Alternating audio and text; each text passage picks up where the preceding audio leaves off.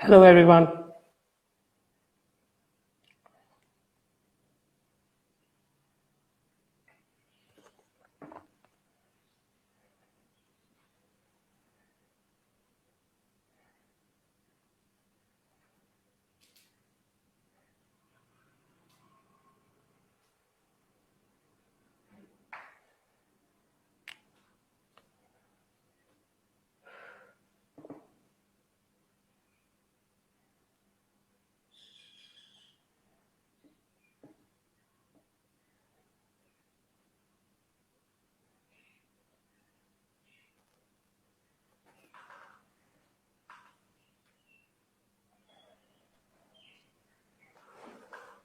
नमस्ते ma'am.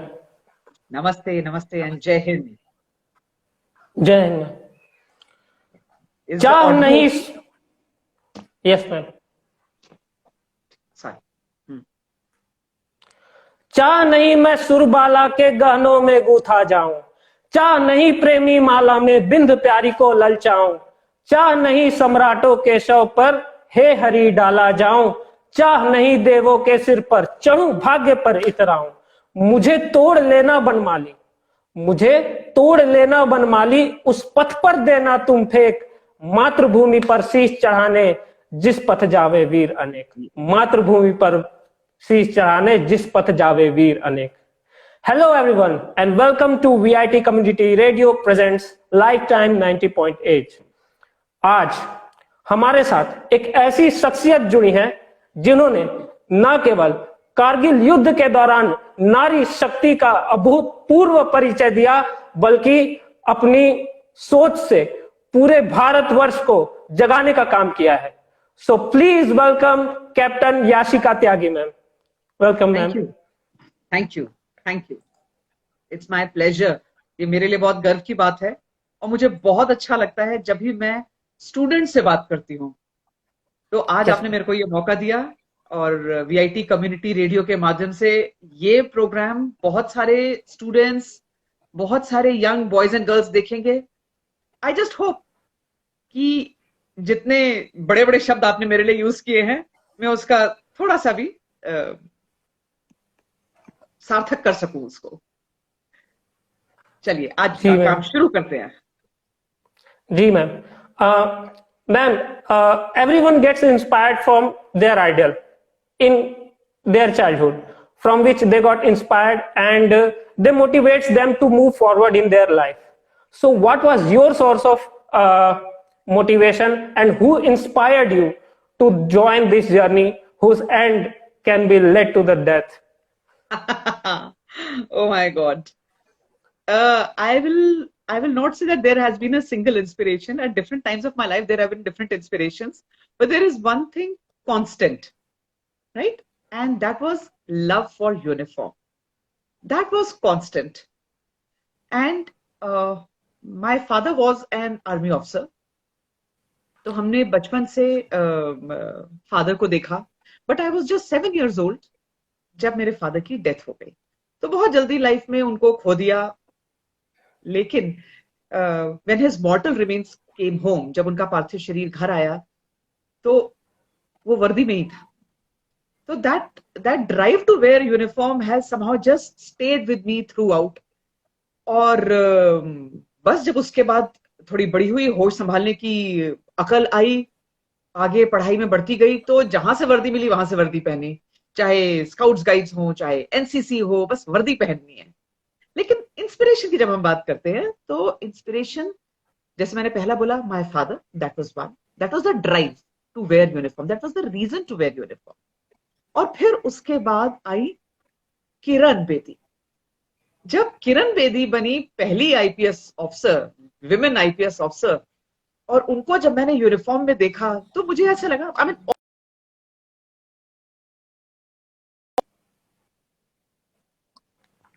Just new कि वर्दी अगर मैं पहन सकती हूँ तो मैं किरण बेदी जैसी बन के ही पहन सकती हूँ। तो मैं अपने स्टडी टेबल के ऊपर किरण बेदी का फोटो लगाकर पढ़ाई करती थी। और बस जब तक मैं आईपीएस की तैयारियां कर रही थी, सिविल सर्विसेज की तैयारी कर रही थी, my graduation got over and that was the time that lady officers were being inducted into Indian army. तो बस पुलिस में जाने का ख्वाब वहीं छोड़ दिया और एसएसबी की तैयारी में जुट गई, और बस उसके बाद ये रास्ता जिंदगी में आगे बढ़ता गया।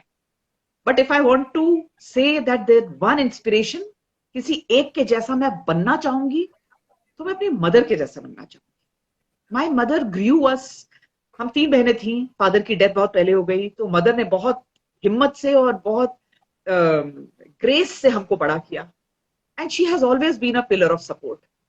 And then of course my husband, he always inspires me to just move on and on and on, और तलाशते रहो अपनी नई नई मंजिलें और काम करते रहो। तो ये जिंदगी के अलग अलग पड़ाव पे अलग अलग इंस्पिरेशंस। हाँ जी। यस मैम, मैम ये काफी इंस्पायरिंग है कि कैसे आपकी मदर ने मतलब 3 छोटी बच्चियों को उस समय मतलब कि अकेले होने के बावजूद कैसे पढ़ा लिखा कर बड़ा किया, और that was a really a source of inspiration for all of us, ma'am. But in India, still in many homes, it is problem that women are not allowed to cross their border of their home. Still, it is a problem of India. Although we are talking about Naya Bharat, but this problem exists in many parts of India yet. So, ma'am, but you not only cross the doors of your home, but you fought for us in the border of the country for the Bharat Ma. So, ma'am, how was your struggle to reach at that point to be the army officer and to fight in the Kargil war? Ma'am, what was your journey? जैसे मैंने आपको बताया कि college में खत्म ही कर रही थी एंड लड़कियों का फौज में एंट्री शुरू हो गई, तो इसका मतलब जब मैं फौज में आई तो वो बहुत बिगिनिंग का टाइम था, है ना। तो इट वाज द ईयर 1994। 92 के मिडिल में आके लेडी ऑफिसर्स की एंट्री शुरू हुई थी। उस समय 6 मंथ्स के बैचेस की ट्रेनिंग होती थी, जब एकदम इनिशियल टाइम पर लेडी ऑफिसर्स को लेना शुरू किया था ऑफिसर्स ट्रेनिंग एकेडमी चेन्नई में। तो 6 महीने की ट्रेनिंग, और वो भी जब बिल्कुल आर्मी में लड़कियों को लेना शुरू किया गया है, हर तरीके की पॉलिसीज बन रही थी, हर चीज के पैरामीटर्स और मापदंड तैयार किए जा रहे थे। एक चीज फौज बहुत क्लियर थी, वो ये कि we are not at all going to dilute the parameters. हम जब लड़कियों को ले रहे हैं तो हमें अपने पैरामीटर्स डाइल्यूट नहीं करने हैं। Girls will have to come up and prove themselves on the same benchmarks, right. तो ये जब हमें कन्वे किया गया तो एक इतना जोश सा मन में भरा that yes, we are not second class citizens here, we are going to be trained exactly same. और इसीलिए मैं हमेशा कहती हूं कि वर्दी कोई डिफरेंशिएट नहीं करती है कि आप लड़के हैं या लड़की है। Uniform is a great equaliser, academy was a great equaliser. और जब हम बराबर का रगड़ा खा रहे हैं, बराबर की पनिशमेंट्स ले रहे हैं, बराबर की ट्रेनिंग कर रहे हैं बॉयज के साथ, तो ये मन में एक अपने लिए एक सेल्फ वैलिडेशन आता है, और वो सेल्फ वैलिडेशन बहुत जरूरी है ना। अगर हमको कम ट्रेनिंग, आसान ट्रेनिंग दी जाती, तो I think that would have been a very big disservice to the nation. लेकिन जब आपको चैलेंज दिया गया और आप मन में ठान के आए हैं कि ये जो अनचार्टर्ड टेरिटरी है, मतलब I am 77 number lady officer. उस समय लड़कियां फौज में 100 भी नहीं थी। पूरे हिंदुस्तान में खाली 75 लड़कियां उस समय आर्मी ऑफिसर बनी थी जब हमसे पहले 3 बैच निकले। तो हमारे सामने कोई हमारी सीनियर्स लड़कियां नहीं थी। We had boys as our seniors, we had the same training, and let me tell you, उस ट्रेनिंग ने और फौज में आने से एक पर्सनालिटी में जो चेंज आया, एक जो अपने ऊपर एक गुरूर महसूस होता है, एक आज भी जो एक मन में और काम करने में जो एटीट्यूड है, वो फौज ने आज वर्दी नहीं पहन रही हूं मैं, आज मुझे वर्दी छोड़े हुए बहुत समय हो गया, लेकिन मेरे अंदर से वो फौजी का एटीट्यूड और वो जो वर्दी का प्यार है, वो कोई नहीं निकाल सकता। आपने पूछा कारगिल में मैंने कैसे किया, you must have read it also somewhere और heard it. Extreme cold climate और हाई एल्टीट्यूड में उस समय कोई लेडी ऑफिसर यस पोस्टेड नहीं, लॉजिस्टिक्स से कोई लेडी ऑफिसर पोस्टेड नहीं थी। So I volunteered, first I volunteered for op Rhino, माने नॉर्थ ईस्ट में जो मिलिटेंसी है वहां पर जब फौज काम करती है, जो ऑपरेशंस करती है, उसको एक ब्रॉड नाम दिया गया op rhino. So I was in that op rhino and that taught me that mistakes will come back in body bags. ये सीरियस है, and so better I learn my job, better it is. उसके बाद मैंने volunteer किया to go to extreme cold climate and high altitude, और फौज भी शायद ढूंढ रही थी कि कोई वॉलंटियर करे या वो किसी को नॉमिनेट करे, and I volunteered and I was sent there. पूरे एरिया में, पूरे लेह लद्दाख, कारगिल, द्रास, मशको, तुर्तुक, कहीं कोई लेडी ऑफिसर नहीं, I was alone and everyone was watching me, everyone was watching me, and I'm so happy to say कि जब तक मेरे 2 साल का टेन्योर खत्म हुआ, more lady officers were being posted in। इसका मतलब मैंने कुछ ना कुछ तो कहीं सही किया होगा, that army decided that this is a right decision। और जब तक मेरा टेन्योर खत्म हो रहा था, मैं 97 में पोस्टिंग गई थी वहां, और 99 तक आते आते कारगिल की लड़ाई शुरू हो गई थी। और जब कारगिल की लड़ाई शुरू हुई तो वो मेरे लिए एक ऐसा मौका था जिसको मैं जान देकर भी नहीं गंवाना चाहती थी, क्योंकि ये मौका बहुत कम लोगों को मिलता है कि वो जंग के मैदान में जाएं। और मैं पहली लेडी ऑफिसर बन रही थी जो जंग के मैदान में थी, first ever lady officer to be there in the battle zone. On top of that I was carrying 5 months baby in my belly. मैं प्रेग्नेंट थी, लेकिन ठान लिया तो ठान लिया। एंड आज मैं आपके सामने बैठकर फख्र से ये कहानी सुना रही हूं। आगे मौका मिलेगा तो खूब कारगिल की बातें भी करेंगे। 2 मेडल मिले, बैटल रिपोर्ट मिली, जो बहुत लोगों को नसीब नहीं होती, मुझे नसीब हुई, और ये मेरे लिए बहुत शान की बात है, बहुत शान की बात है। हाँ जी ma'am I am still in shock ma'am. How do you means ma'am आपने पूरे पेरीमीटर को फेंस कर दिया, और वो भी with having a child and pregnant belly. Ma'am विश्वास नहीं हो रहा ma'am, how did you did that? Temperature was less than -10, less than -10। In dead of the nights we would do 24 घंटे हम यूनिट के अंदर रहते थे, क्योंकि aircrafts upon aircraft loads of infantry regiments were coming in Leh sector, और उनको फौजी ट्रक्स में रखकर they would come to our logistic base where we would equip them with extreme cold climate clothing, with the ammunition, with the heavy boots जो उनको उस सर्दी में उनके पैरों को ठंडा ना होने दें। वो कोई भी requirement which a soldier needs when you are in eyeball to eyeball contact with enemy, जब आप ऐसे दुश्मन को देख रहे हैं और वो जवान यूं हाथ बढ़ाए और लॉजिस्टिक्स वाले उसी समय उसके हाथ वो सामान दे दें, ये है जीत। तो जितना जीत का श्रेय उस इन्फेंट्री सोल्जर को जाता है जो वहां पहाड़ी के ऊपर चढ़कर लड़ाई लड़ रहा था, उतना ही श्रेय ऑपरेशन विजय या कारगिल की लड़ाई को जीतने का उन सभी लॉजिस्टिक्स के लोगों को भी जाता है जिन्होंने इतना मजबूत सपोर्ट रखा, इतना मजबूत सपोर्ट रखा कि पाकिस्तानी तो क्या, मार्स से भी कोई आ जाता ना तो हम उसको भी झेल लेते।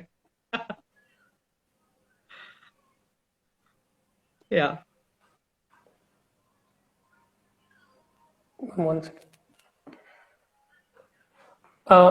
मैम जैसा कि आपने बताया कि मैम कारगिल के युद्ध के दौरान कैसे सैनिक जो है बिना अपने घर परिवार वालों के बारे में सोचे, मतलब कितनी जाबाजी से लड़ते हैं, तो मैम फिर भी घर परिवार वालों को तो चिंता होती ही होगी कि उनका बेटा या उनकी बेटी कैसी परिस्थितियों में लड़ रहा होगा। तो मैम एज अ सैनिक आप उस चीज को कैसे मैनेज करते हैं? आप घर वालों को कैसे दिलासा देते हैं, या आपके घर वाले जब कुछ रिएक्ट करते हैं तो आप उनको कैसे जवाब देते हैं? मैम देखिए, फौज में जो सिस्टम है वो एक परिवार के जैसा है। अच्छा, अगर मैं आपको बिल्कुल यूनिट से शुरू करूं ना, सबसे छोटी इकाई क्या होती है? एक जवान, है ना? Single person ma'am. Is the say like it's one cell. उसके साथ एक बड़ी पेयर दिया जाता है। So there are always two people who are made into a बड़ी पेयर। और ये इसलिए शुरू किया जाता है सिस्टम बिल्कुल बिगिनिंग से, ट्रेनिंग के टाइम से ही, कि दो लोग आपस में बातचीत कर सके, अपने मन को शेयर कर सके, अपने दुख तकलीफ को बांट सके। क्योंकि आधी तकलीफें तो बोलने से ही चली जाती हैं, है ना? आजकल इतनी बड़ी बड़ी बातें होती है मेंटल हेल्थ के ऊपर कि टॉक, शेयर। अभी कल ही हम लोगों ने वर्ल्ड सुसाइड प्रिवेंशन डे मनाया है, तो हम देखते हैं कि वो प्रिवेंट तभी हो सकता है जब आप बात करें। तो शुरू से ही फौज में हम एक बिगिनिंग करते हैं बड़ी पेयर। और ये मैं आप लोगों के साथ भी शेयर करना चाहूंगी कि अगर आप एक बड़ी पेयर अपना बना सकें, कोई एक ऐसा दोस्त जिसके साथ आप शेयर करें, जिससे कि वो एक शेर भी है ना, कि यदि बांट लेते दिल का दर्द दोस्तों के साथ तो दिल खोलना नहीं पड़ता डॉक्टर के पास। तो ये वही है कि फ्रेंड इज वेरी इंपॉर्टेंट। उसके बाद हर लेवल पे एक उसके ऊपर का जो सीनियर है, that is given as an elder brother. धीरे धीरे करके ये चेन कमांडिंग ऑफिसर तक जाती है। आपके आपके प्लेटून कमांडर है, आपके कंपनी कमांडर है, राइट? आपके बटालियन कमांडर हैं। हर समय वो आपसे एक कम्युनिकेशन ऑन रखते हैं, बातचीत करते रहते हैं। हर जवान के पास ये ओपन परमिशन होती है कि वो तकलीफ के टाइम पर अपने सीनियर किसी के पास भी जा सकता है। And it is actually what do you से, एनकरेज्ड। आप बात करिए, आप बोलिए। और जहां तक परिवार की बात है, तो families are encouraged to stay.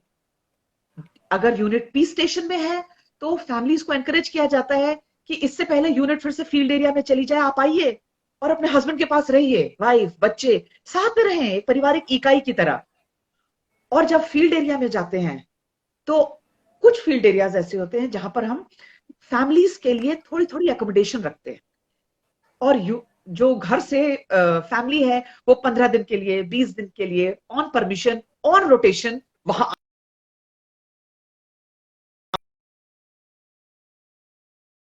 छुट्टी। सो this is a welfare activity and very important कि जवान को जब छुट्टी चाहिए तो जहां तक कोशिश हो सके उसे छुट्टी मिलनी ही चाहिए। तो ये चीजें हैं, परिवार के तरीके से हम रहते हैं। और मैं आपको अगर एक चीज बता सकूंगा, concluding sentence in this question, I lost my father in 1979। ठीक है, 1979। लेकिन आज तक मेरे जो फादर की रेजिमेंट है वो हमें अपना मानती है। आज भी हम यूनिट के हर फंक्शन में इनवाइट किए जाते हैं। तो ये जो एक अपनापन है, ये सिर्फ ऑफिसर नहीं, ये जवान, ये यूनिट के हर इंसान के लिए फौज ऐसे हाथ बढ़ाकर आगे खड़ी रहती है। तो ये है फौज की एक ट्रेडिशन। हाँ जी मैम, मैम आज की दुनिया में तो मतलब ऐसा होता है कि अगर मतलब खत्म हो गया किसी इंसान से तो लोग उससे बात करना है, उससे मिलना छोड़ देते हैं। लेकिन मैम, आपने जैसे बताया कि आर्मी रेजिमेंट्स के इतने ऑफिसर्स आज भी आपके कांटेक्ट में हैं, तो ma'am it is really a source of inspiring ma'am कि हमें दूसरों को जो हमारे साथ मतलब कि कभी वक्त बिता, हमें उनका भी ख्याल रखना चाहिए। मैम, ये तो बहुत इंपॉर्टेंट बात है। हाँ मैम मैम इसी से रिलेटेड मैम एक और सवाल है कि जैसे अभी बहुत सारी मूवीज आ रही हैं जो आर्म फोर्सेस पर डेडिकेटेड होती हैं, जैसे कि बॉर्डर, उरी, देन फिर अभी शेरशाह हाल ही में रिलीज हुआ है। So ma'am, how do you think this movies are impacting the society and they are taking the society into which way? देखिए, मैं दो मूवीज की बात करूंगी, एक है उड़ी और एक है शेरशाह। राइट? ये दो मूवीज मुझे नियर, आई विल नॉट से बहुत उन्होंने फौज को एग्जैक्टली दिखाया है, लेकिन near to the things that happen on ground. पहले की पिक्चर्स आप देखें, आर्मी ऑफिसर तो बना रहे हैं लेकिन इतने लंबे लंबे बाल रखे हुए हैं, है ना, वो जो कोई चंकी पांडे टाइप की पिक्चर होगी, तो वो उसमें उसमें देख के लगता है कि अरे ये क्या मजाक बना दिया। और आप यकीन मानिए, मैं तो कितनी बारी फौज के ऊपर बनी हुई पिक्चरें देखती नहीं हूँ, क्योंकि फिर मुझे गुस्सा आता है कि क्या एक्चुअली दिखाना चाहिए था और क्या दिखाते हैं। लेकिन जब उड़ी मूवी में एक सेंटेंस बोलते हैं Vicky Kaushal, how is the जोश, है ना, ये एकदम इस जनरेशन का एक बज़वर्ड बन गया, हाउ इज द जोश, हाउ इज द जोश। लेकिन आपको ये पता होना जरूरी है कि एक फौजी अफसर कभी अपने जवान से हाउ इज द जोश नहीं पूछता, कभी नहीं पूछता। अकेडमी में जब हम ट्रेनिंग कर रहे होते हैं और हमारे दो कंपनीज के बीच में कोई मैच चल रहा है या बहुत कांटे की टक्कर हो रही है, मैराथन दौड़ रहे हैं और उसमें एकदम आगे पीछे की लड़ाई हो रही है, तो हम कहते हैं हाउ इज द जोश, हाउ इज द जोश, बढ़ो आगे बढ़ो आगे। लेकिन जब हम किसी ऑपरेशन में जाते हैं तो हम जवान से ये कभी नहीं पूछते हाउ इज द जोश। क्यों?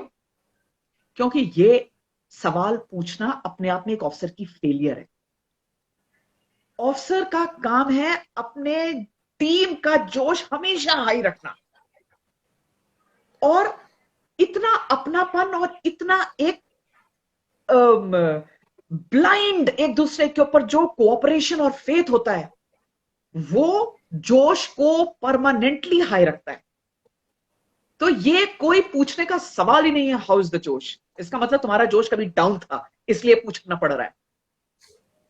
तो जोश हमेशा हाई रखना चाहिए, उसी में ही उस ऑफिसर की बिल्कुल मतलब उसकी वाकई काबिलियत है उसमें, और तभी वो टीम जीतती है जो एक दूसरे से अपने जोश को एक दूसरे का जोश बढ़ाते रहते हैं।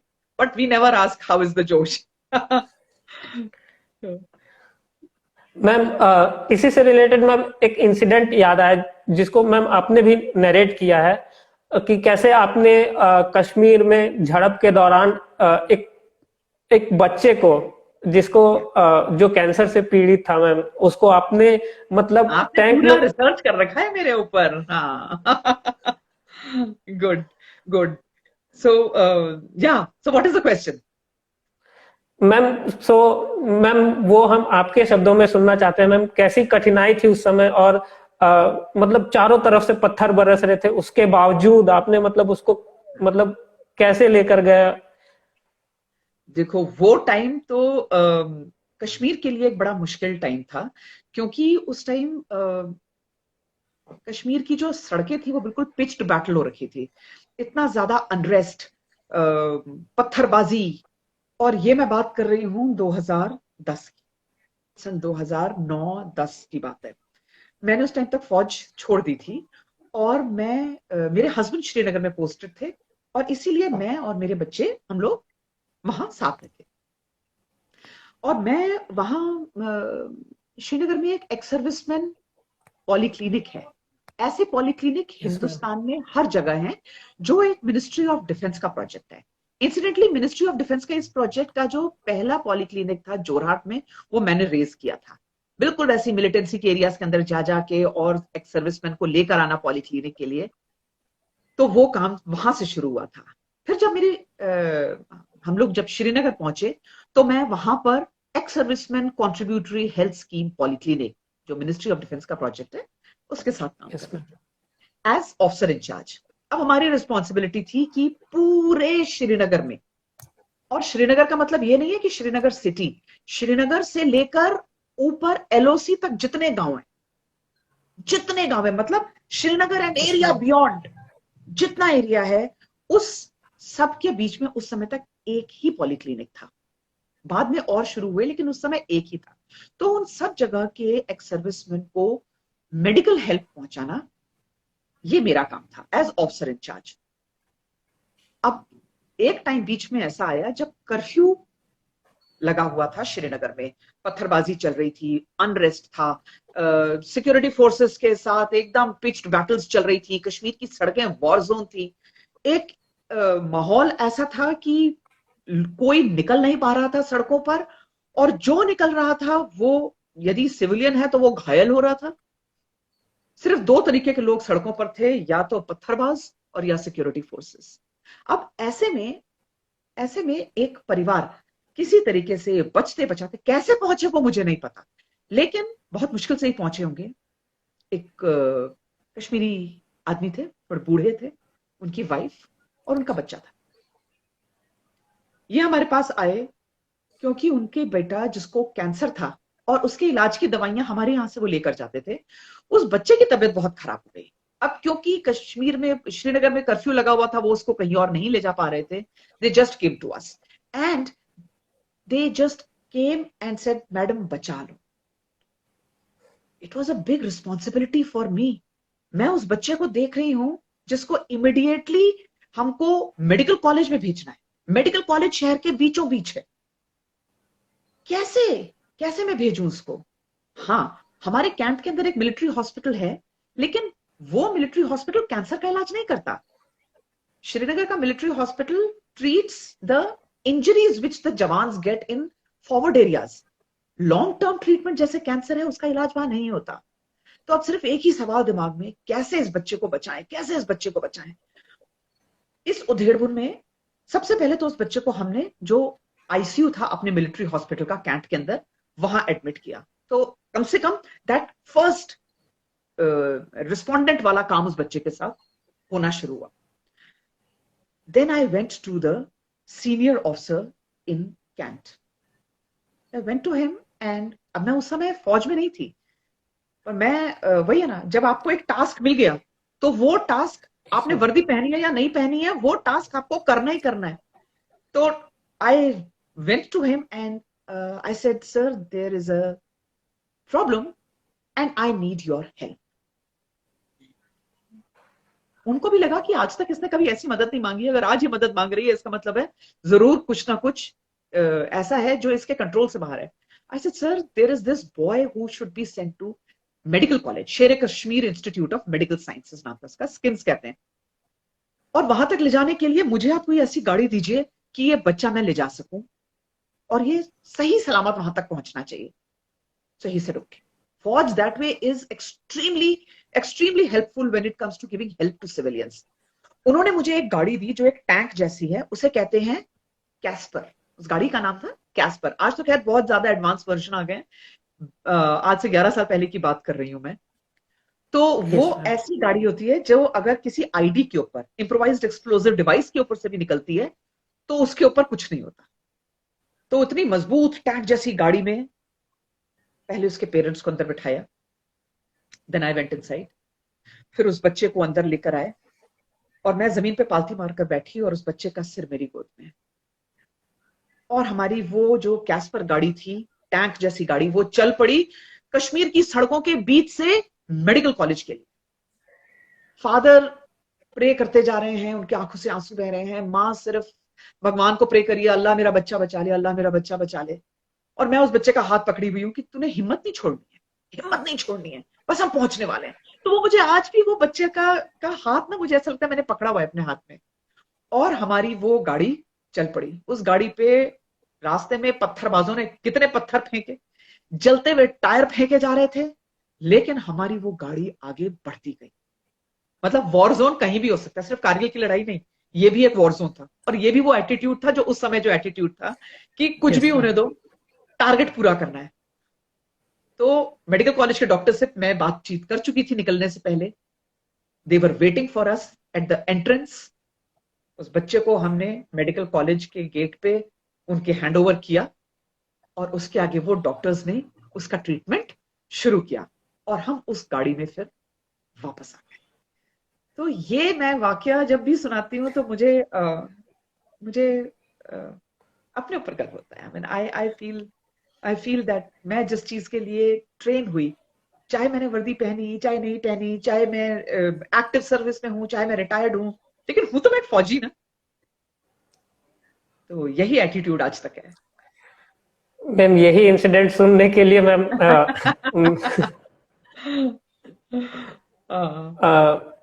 मैम इसी इंसिडेंट को सुन के बार बार मैं जैसे अभी कुछ वीडियोस देख रहा था मैम आपके, तो बार बार रोंगटे खड़े हो जा रहे थे। मैं ये इंसिडेंट को आपसे ही सुन के मैम बहुत अंदर से मतलब एक इंस्पिरेशन टाइप का लग रहा है कि अपने लक्ष्य को नहीं छोड़ना चाहिए, मतलब अपने एटीट्यूड को मेंटेन करना चाहिए हमेशा। बिल्कुल। और मैं आज, आपने मुझसे ये इंसिडेंट सुना है तो मैं इसी की कड़ी को थोड़ा और आगे ले जाती हूँ, और जितने सुन रहे हैं मैं सबको बोलना चाहूंगी कि ये एटीट्यूड कोई मिलिट्री पर्सन का हॉलमार्क नहीं है ना? ये खाली पेटेंट नहीं है किसी फौजी का। अपने काम को कंप्लीट करना, जो टास्क मिला है उसको कंप्लीट करना, पूरा काम करना, ये आप में से हर एक को अपने अंदर ये लर्निंग लानी है कि मैं कभी भी किसी काम को आधा नहीं छोड़ूंगा। और जब भी मुझे कोई काम मिलेगा, या मैं जब भी किसी काम के लिए वॉलंटियर करूंगा या करूंगी, तो उस काम में मेरी छाप नजर आनी चाहिए। ये लगना चाहिए कि अरे ये काम तो इससे बढ़िया और कोई कर ही नहीं सकता था। ऐसा विश्वास आपके काम से आपके बॉस को आना चाहिए, आपके टीचर्स को आना चाहिए, आपके जूनियर्स को आना चाहिए, और आपके पियर्स को आना चाहिए कि ये काम में तो भाई फलाने की मास्टरी है, और इसको एक बार काम दे दो तो ये काम अधूरा नहीं छोड़ेगा, कंप्लीट करेगा। और यदि नहीं कर पा रहा है तो वापस आके बताएगा जरूर। And then it is your whole personality gets shaped, you become trustworthy. और इसको हम फौज में एक वर्ड कहते हैं, इंटेग्रिटी। सो लॉयल्टी, इंटेग्रिटी, किसी कॉज के लिए तो बाद की बात है, पहले आप अपने लिए तो लॉयल होइए। पहले आप अपने अंदर तो वो एक फीलिंग ऑफ इंटेग्रिटी लेकर आइए कि मुझे जो काम मिले, या मैंने मन में जो ठान लिया, या मेरी जो रिस्पॉन्सिबिलिटीज हैं, या मेरे जो भी काम करने की चाहत है, उसको मैं इतनी शिद्दत से करूंगा या इतनी शिद्दत से करूंगी कि दुनिया शायद नोटिस करे ना करे, दुनिया शाबाशी दे ना दे, लेकिन मैं अपनी नजर में तो 10 on 10 रहूंगा, है ना? Yes ma'am. Ma'am, today is also ma'am historic day in the history, means today is 9/11। Yes ma'am, and in this day, on this day ma'am, world trade centre पर भी हमले हुए थे आतंकियों ने। मतलब कितनी बेरहमी से, मतलब 4 पैसेंजर प्लेन से हमले कर दिए थे न्यूयॉर्क सिटी पे, न जाने कितने लोग मारे गए थे। और ऐसे इंसिडेंट्स को, ऐसे आतंकवादी घटनाओं को इंडियन आर्मी तो मतलब मैम हर साल, हर महीने मतलब झेलते रहती है मैम। सो मैम, अभी की स्थिति में मैम, आपके पर्सपेक्टिव से मैम, अभी की स्थिति में कैसा सुधार हुआ है और क्या सुधार होना बाकी है, जिससे मैम ऐसे टेररिस्ट अटैक्स दुनिया में कम हो? देखिए, to each on his own. पहली चीज, जिसका जो काम है उसने वो काम करना ही है। टेररिस्ट का काम है टेरर एक्टिविटीज करना, वो काम वो करेंगे, है ना? आज अफगानिस्तान में हम तालिबान देख रहे हैं, चाहे तालिबानी गवर्नमेंट बना लें, लेकिन उनका जो प्राइमरी काम है terrorist activities, that terrorist activities, they are not going to change their DNA, their rank and file is not going to change itself. तो उनका जो काम है, टेररिस्ट का जो काम है, वो तो वो करेंगे। सिक्योरिटी फोर्सेस का जो काम है, उसके लिए वो ट्रेंड है, और ट्रेनिंग, रीट्रेनिंग, रीट्रेनिंग फौज क्या, बाकी सब सिक्योरिटी फोर्सेस करती रहती हैं। फौज में ऐसा नहीं होता है कि एक बार आप अकेडमी से ट्रेनिंग होकर निकल आए तो बस उसके बाद अब कोई ट्रेनिंग नहीं होगी। No, the training is a continuous process in any of the defence forces. तो हमारा काम है वो हम आगे कर रहे हैं, और उसमें when we go into academy, we belong to an organization that is trained to kill and trained to die. Army is the only organization that treats you as a warrior from day one. ठीक है? तो इसमें सबसे बड़ी responsibility citizen की है।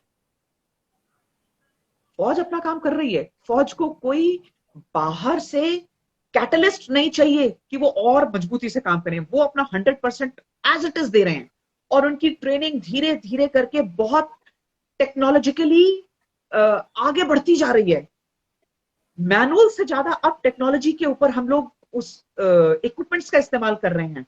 सो we are getting very trained, they are getting very future ready. लेकिन इस सब के बीच में जो सबसे बड़ा फैक्टर है वो है देश के सिटीजन्स. अगर हम सब एक होके रहेंगे और आपस में छोटी छोटी चीजों के लिए लड़ते नहीं रहेंगे तो we will have the energy for the bigger things in life. समझ रहे? आज आप स्टूडेंट मेरे से इस बारे में बात कर रहे हैं और जो ये आपने क्वेश्चन पूछा है that how we should be ready, I really feel that future belongs to you. Future belongs to everyone who is listening to me today. And I have one or two things to say. अगर आप मुझे मौका दें तो मैं एक दो चीजें कहना चाहूंगी. आज बहुत बहुत मेरे मन की इच्छा है और मैंने सोचा था मैं आप लोगों से ये बात करूंगी. पहली चीज, ज्वाइन आर्मी और नेवी और एयरफोर्स. आप लोग जब वीआईटी में हैं, और मैं मान के चल रही हूं कि ज्यादातर स्टूडेंट सुनने वाले इंजीनियरिंग उससे हैं और कुछ एमबीए भी होंगे, कुछ और स्ट्रीम्स के भी होंगे. आपके कॉलेज के अंदर रिक्रूटमेंट के लिए यूनिवर्सिटी एंट्री स्कीम होती है. उससे आप एयरफोर्स, नेवी, आर्मी तीनों ज्वाइन कर सकते हैं. It is a technical stream that you come into. आपको फौज के अंदर आके हायर एजुकेशन का मौका मिलता है. आपको फ्री ऑफ कॉस्ट आपकी पढ़ाई कराई जाती है. फौज के खर्चे पे आप अपनी आगे की पढ़ाई करेंगे. Right? The kind of environment that you get to work is so challenging. आप चाहे तो किसी बड़ी कंपनी में काम कर रहे हो, लेकिन क्या वहां पे आपको माइंस निकालने का काम मिलेगा? क्या दुश्मन के ब्रिजेस उड़ाने का काम मिलेगा?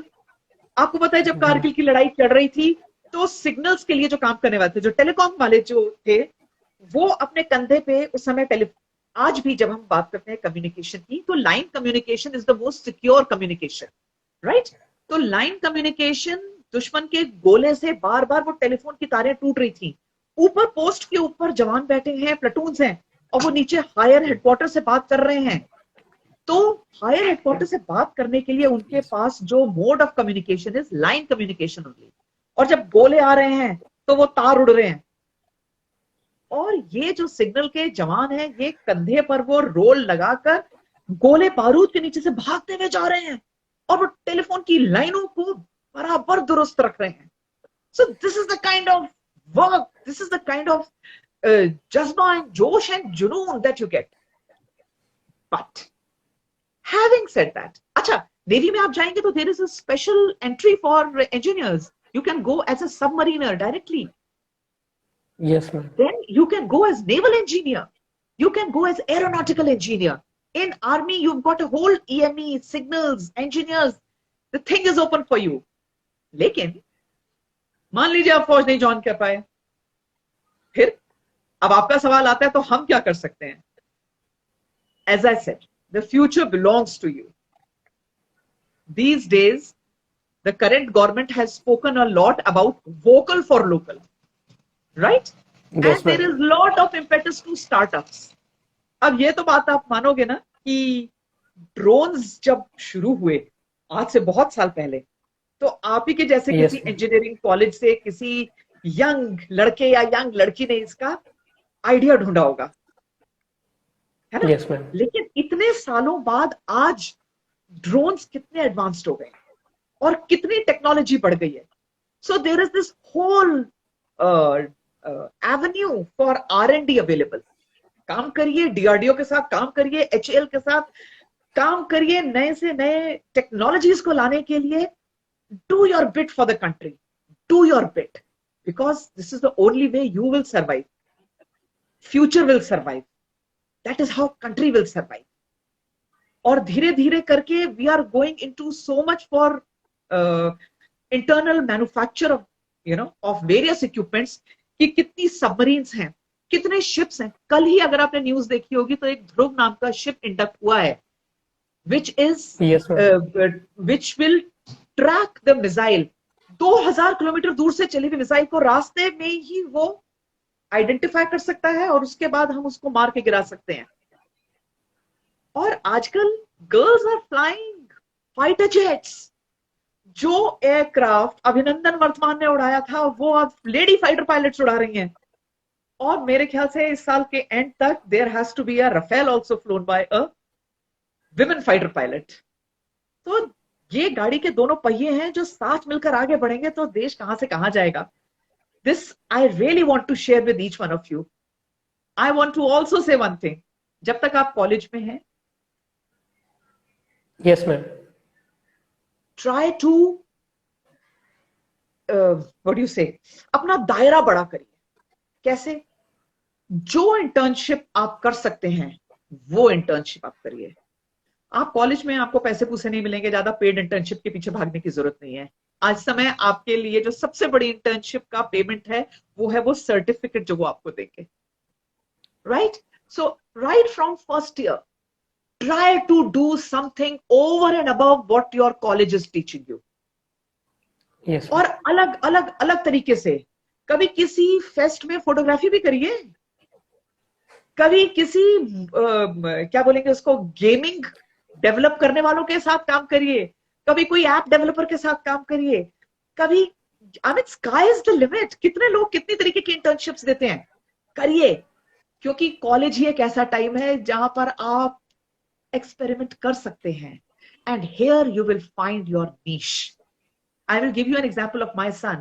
He did BTech from another college in South India. And after 4 years, he said, I don't want to be an engineer. क्योंकि 12th के बाद मैं इंजीनियरिंग के लिए आ गया, मुझे समझ ही नहीं थी कि मुझे क्या करना है। एंड आई एम श्योर सुनने वाले बहुत बच्चे ऐसे होंगे जो इससे आइडेंटिफाई करते होंगे कि 12th के बाद आप इंजीनियरिंग के लिए आ गए, and then you say I don't want to do engineering. But he did almost 140 internships throughout his 4 years. एक साथ वो 3 internships कर रहा था. And so by the time he passed out, his resume was already 3 pages. He got the highest package in his batch. And he said, no, I don't want to do a desk job. And he has his startup now, which is not in any way concerned with engineering. So he wants to go into human resource development. He wants to go into the field of community development. So this is the, जब तक आप अपने पढ़ाई के दायरे से बाहर नहीं निकलोगे तो आपको पता ही नहीं चलेगा आपका नीश कहाँ है। और आजकल इतने एवेन्यूज अवेलेबल हैं, काम करने वाले बनो बेटा।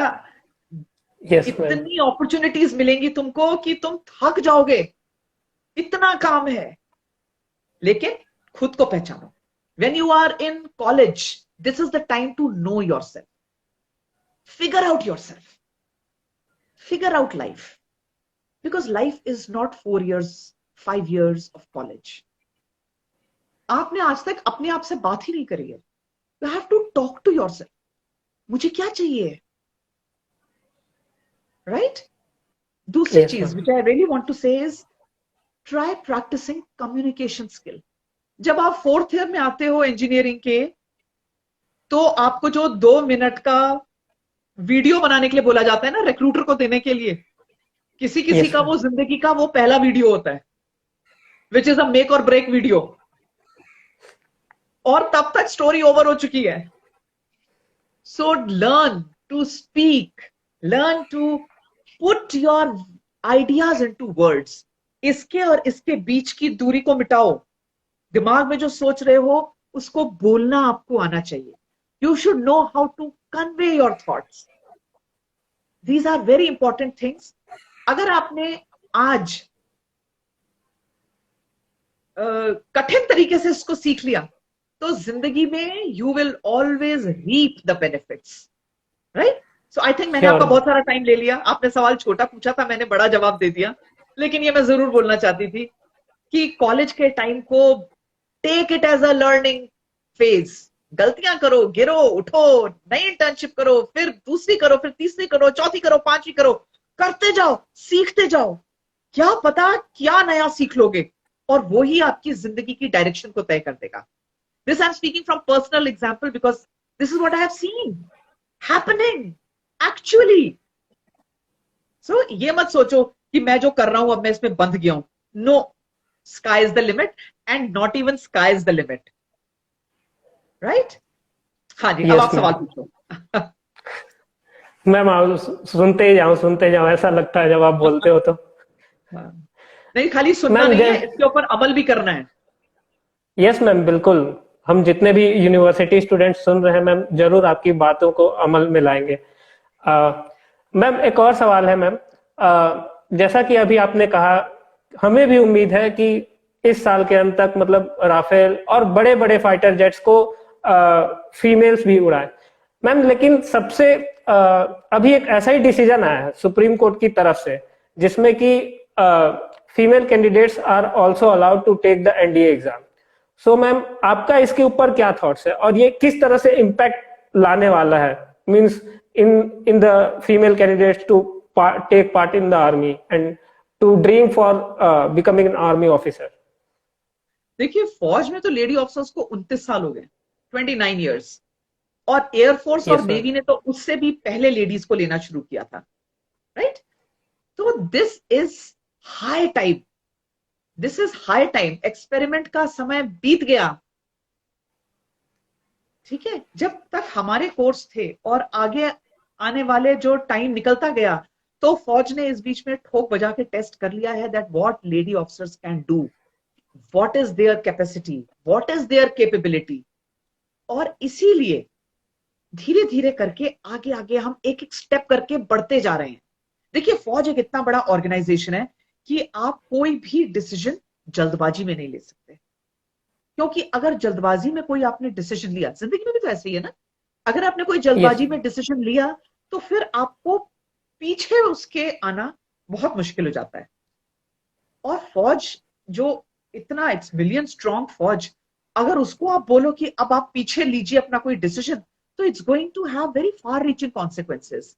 इसीलिए फौज का ये डिसीजन जो तकरीबन 30 साल के बाद आया है that lady officer should be in NDA, ये बहुत थोड़ा थोड़ा थोड़ा थोड़ा एक एक स्टेप करके आगे लिया गया है कि क्या ये सही है, क्या ये नहीं। ऑफिसर्स ट्रेनिंग एकेडमी में जब आपने लड़कियों को लिया और इतने सालों के बाद, आप एक मिनट होल्ड करोगे, मैं अपना फोन चार्जिंग पे लगा रही हूँ, एक मिनट, हाँ, just hold on. Yes ma'am, yes ma'am. मेरे फोन की चार्जिंग मेरे से कम है, right? I still do not need charging, my phone needs charging, just a minute. Yes ma'am, yes ma'am.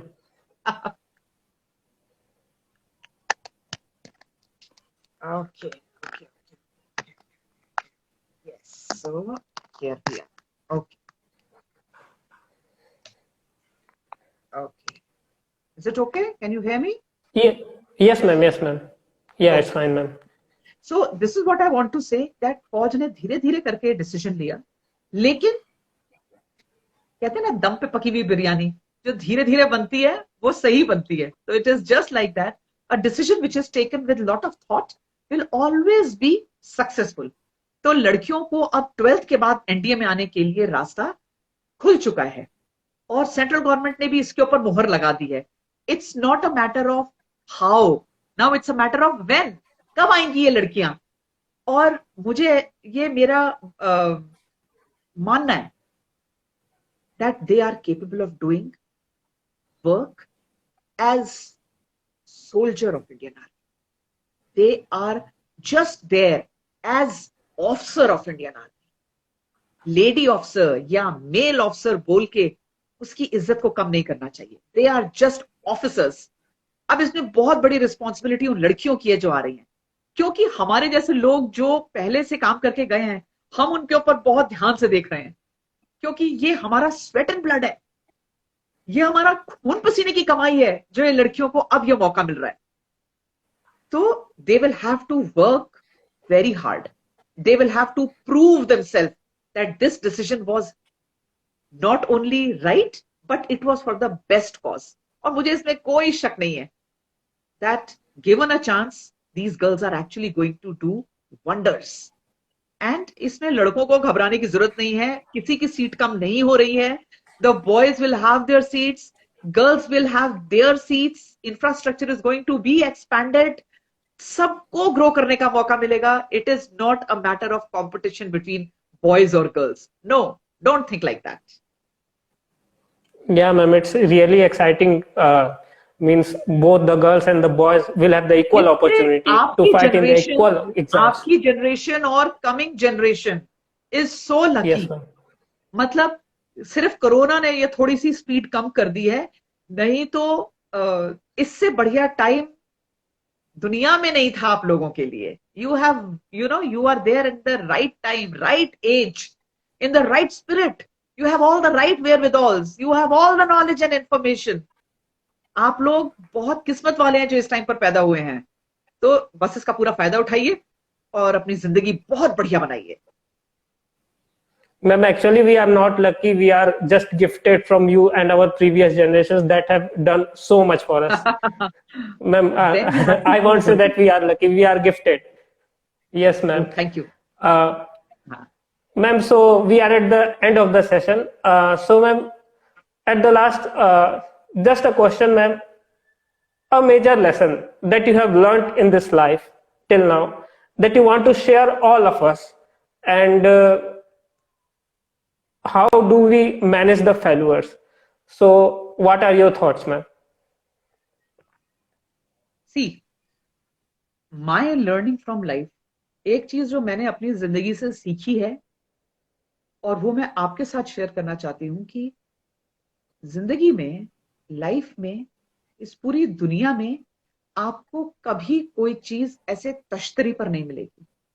You will not get anything served to you on a platter.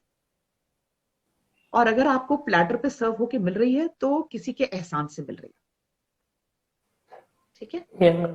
ये जिंदगी में आपको मेहनत करनी पड़ेगी, आपको अपने लिए रास्ते तलाशने पड़ेंगे, आपको अपने लिए अपॉर्चुनिटीज क्रिएट करनी पड़ेंगी.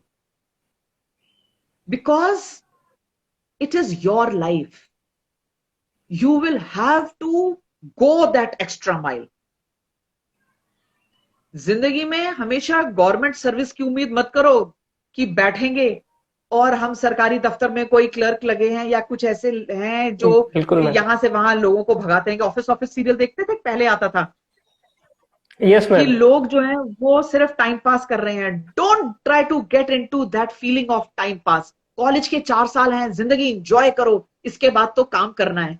नो, आपकी जिंदगी बन रही है आज, इस समय, अभी जिंदगी बन रही है आपकी. तो Yes. जो टाइम आप सोने में निकाल रहे हैं, जो टाइम आप कंप्यूटर पे निकाल रहे हैं, टाइम पास कर रहे हैं, जो टाइम आप सोशल मीडिया में वेस्ट कर रहे हैं सिर्फ रील्स आफ्टर रील्स देखते हुए, you will not even realize the collective damage it is going to do to you. So just manage your time. Focus on your goal. आपको लग रहा है कि अभी 4 साल बहुत दूर है, कॉलेज खत्म होने में बहुत टाइम है. No, it's there. और हम क्या सोचते हैं और जिंदगी में एक्चुअली क्या होता है, ये 2 बड़ी अलग चीजें हैं. Life is not easy because it was never meant to be easy. ये जिंदगी आपका खून चूस के जाएगी.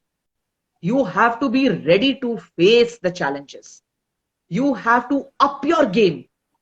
You have to be ready to sweat it out. और फेलियर्स की आपने बात करी है तो आप मुझे बताओ, कभी सचिन तेंदुलकर ने भी सारे मैच जीते हैं? No ma'am. धोनी ने सारे मैच जीते हैं? नहीं. No ma'am. नहीं.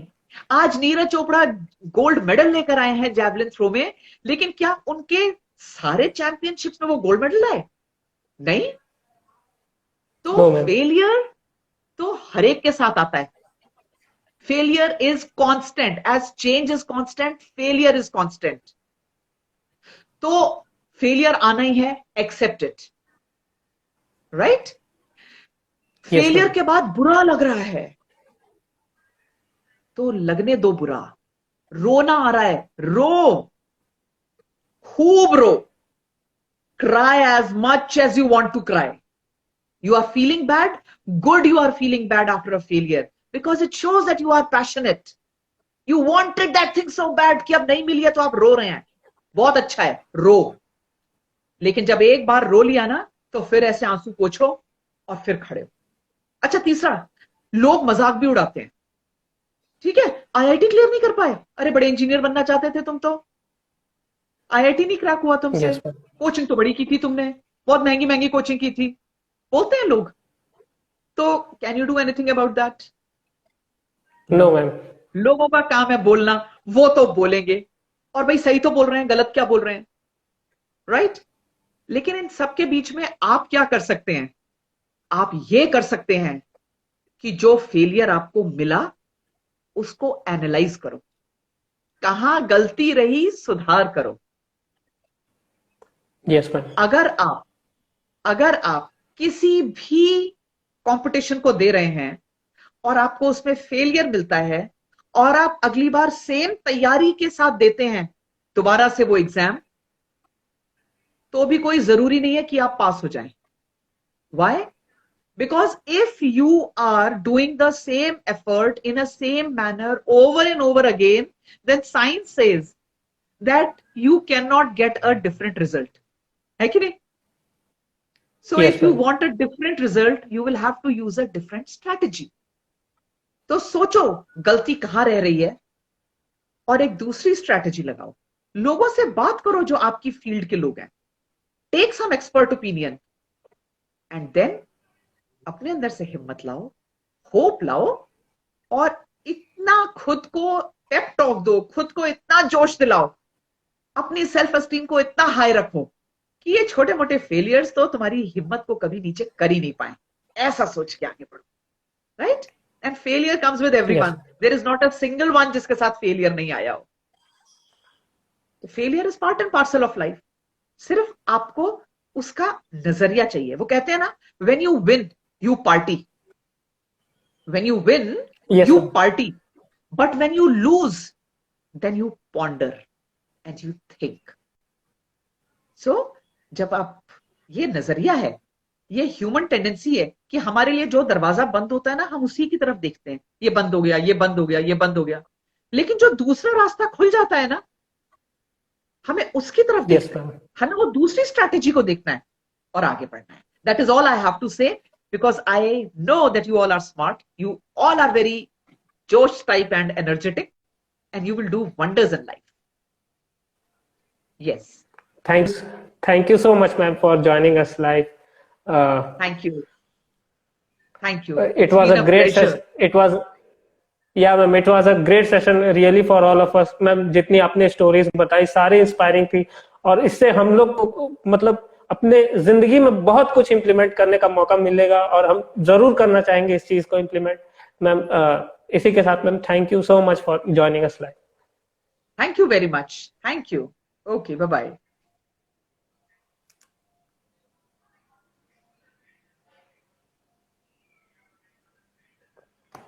या so that's all for now. आगे ऐसे ही इंस्पायरिंग सेशन सुनने के लिए बने रहिए VIT कम्युनिटी रेडियो 90.8 FM के साथ, और बने रहिए लाइफ टाइम 90.8। Thank you.